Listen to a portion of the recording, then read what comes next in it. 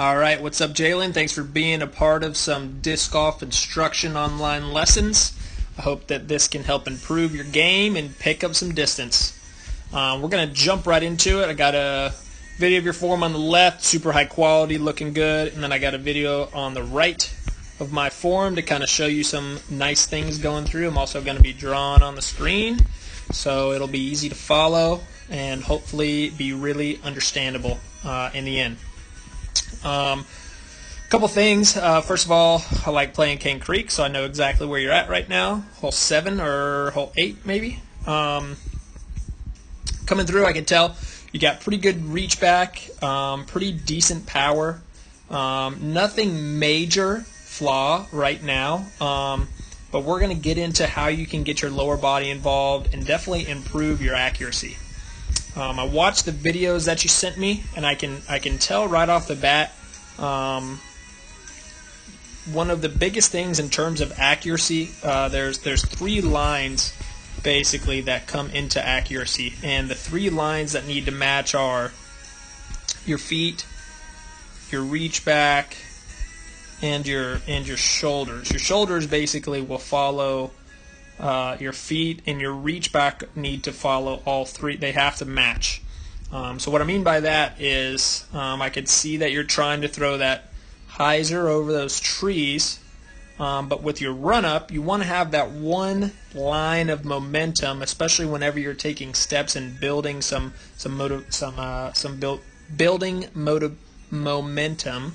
momentum to go into your shot. So if you have one line that's going this way, but you're trying to hit a line that is, over here in this area, you have to make sure that your run-up will also kind of continue on that line. So make sure for these types of big right to left hyzer shots, you're lining up on the back left side of the tee and almost going across it, because once you take these initial steps, you have to think each step is momentum. Once you jump off of this foot, and once you jump off of this foot, you're squared right there. Notice how these 2 feet line you up to go that way. So now looking at this stance, you're lined up, pretty diagonal, but you're trying to throw it over there. I know this is not the exact angle of lines, that you're throwing on the tee pad because of the angle, the video angle or whatever, but still, this is the thing that you have to start to practice and create into routine, is run up on the line that you initially want your shot to go into. That's one of the most important things whenever in terms of accuracy. So line those feet up. Your shoulders will follow, and your reach back will too as well, because right now you don't have a problem with rounding, which is good. So the next thing that we're going to talk about is getting some distance. So outside of lining up your feet, your lower body is going to be the most important piece whenever gaining distance. So as I can see in your throw, you don't have a major problem rotating too early. Your right elbow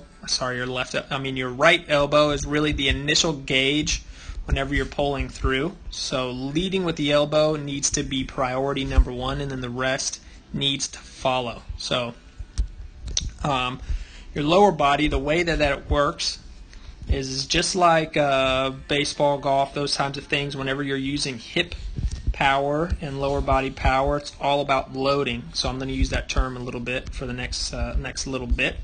Loading power is really important, because you'll be able to use your weight and actually distribute it into the disc and explode into it. So that's where all the distance comes from, whenever you see people throwing really hard but nice and smooth. So notice this back foot, I can tell if somebody uses their lower body based on half a step towards the end of the run-up. It's basically, where does their upper body, this portion of their body, go whenever that foot extends with the last half a step. So where does that go? If I see somebody's upper body continue to go forward and they brace on that front foot that I just added an arrow to, I can tell for sure that they do not use the lower body.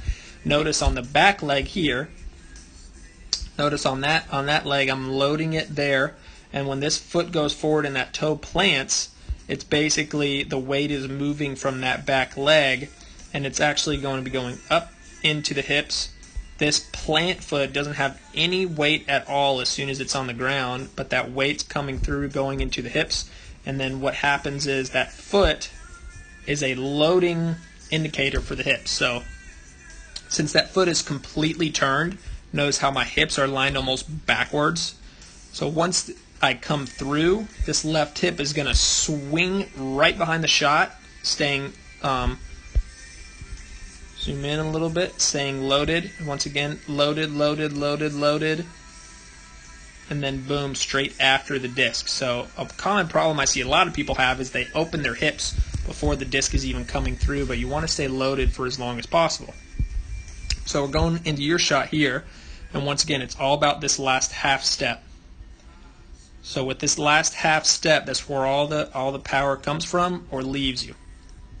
So I think that you could, initially watching this, I do think that you could load more on this back foot. The reason I say that is I can see your upper body is continuing, and you're planting right here when you want to be loaded a lot more on that backhand side. So try to load up more on this foot here, because I can tell when you plant. Watch this foot here. When it's planted on the ground, you're completely flat-footed, and those hips aren't loaded by any means. It's actually pointing more towards the alignment going this way. So you want to line those hips up with your shoulders, and especially since you're trying to throw the shot over the trees, you want to make sure that's lined up correctly. So back to the feet, get those feet turned. It's definitely going to help load the hips a lot better. And then another reason I can tell you don't use your lower body too as well is because this back foot, you're just picking it up off the ground, and the only thing that's happening is you're rotating on your front foot right there. You almost use your back foot, but maybe it becomes almost like a counterbalance. You want to try to explode off that back foot and have this front one more as a balance tool. So right here, you're almost in a great position, except the front foot does need to be turned to load the hips, and then you're going to be able to lead with your elbow a little bit more, and then you're going to be able to explode into that. So that's a piece of the lower body that's going to be crucial if you're trying to pick up distance. The last thing that we'll talk about is your reach back position. Body position actually is going to be the more important thing, I can tell.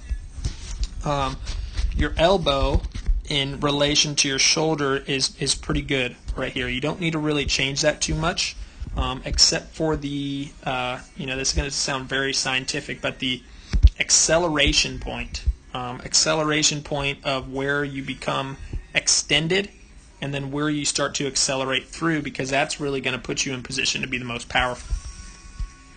Where you're at right now is, I would say, a little bit too high. You want to bring that disc actually a little bit lower and try to be in, maybe that area is a little bit too low, but you want to be about there. As you can see, I'm pulling across right here and coming through, but what's going to help with that is body position. So you can see that I got nose over toes. I got a little crazy huck face going on right there in this frame. But I can see you're a little bit too straight up and down. Try to get those nose over your toes. That's going to help bring that disc position closer to your core area, because right now you're a little too high coming across your chest. And then right there, we're in about the same frame. I'm leaned over a little bit more, and that helps kind of get my disc lower and accelerate faster. We're almost in the exact same position there. And as you can see, that foot open, this foot closed. Then a little bit too high with the hand. Right there, just a little bit too high. But overall it's not looking bad by any means. That left shoulder does come in really quick.